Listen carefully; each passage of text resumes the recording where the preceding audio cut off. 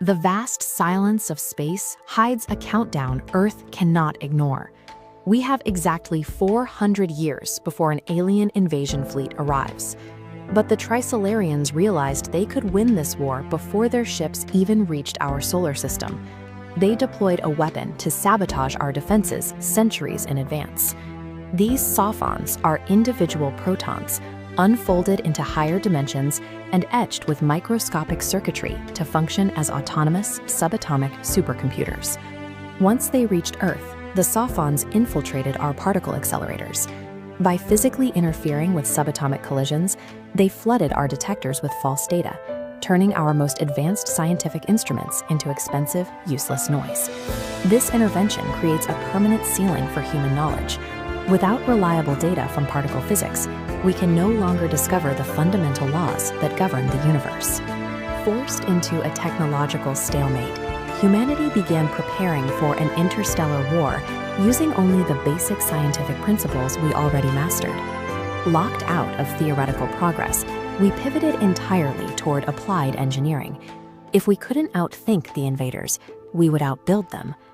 Over 2 centuries, this effort produced a massive, flawless armada, 2,000 warships, arranged in a display of terrifyingly perfect symmetry.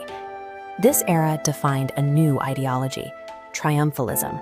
We convinced ourselves that the sheer scale of our fleet and the elegance of its organization were proof of our eventual victory. Gazing at this wall of human might, we ignored the fact that our grasp of fundamental physics was still centuries behind our enemy. When the Trisolaran probe, the Droplet, entered our system, it looked insignificant, a single gleaming point of light, swallowed by the shadow of our massive cruisers. Our arrogance misread the scale. A token of peace, or a piece of art, failing to realize that a weapon's power isn't measured in its size, but the physics it controls. The fleet moved with practiced precision to intercept and capture the probe. At a close distance, the Droplet revealed its form. A tear-shaped object, flawlessly smooth down to its individual atoms. This surface acted as a perfect mirror. It reflected the grid of the human armada back at itself, showing us our own organized hubris. While human scientists attempted to study the object and establish a dialogue, they were applying a human logic to a civilization that does not negotiate. Trisolaran logic follows a brutal cosmic sociology known as the Dark Forest. In a universe of finite resources and total suspicion, revealing your location is a death sentence. To them, the only rational response to another civilization is immediate, silent elimination. Our sensors confirmed the terrifying gap between our species. The Droplet lacked any recognizable thrusters, exhaust ports, or antimatter engines. The probe was held together by the strong nuclear force, a manipulation of fundamental physics humans can only observe on a microscopic scale. In nature, this force binds protons and neutrons within an atom. The Trisolarans expanded this binding force to encompass the entire probe. They locked every atom into a rigid state, making the Droplet indestructible as a giant atomic nucleus.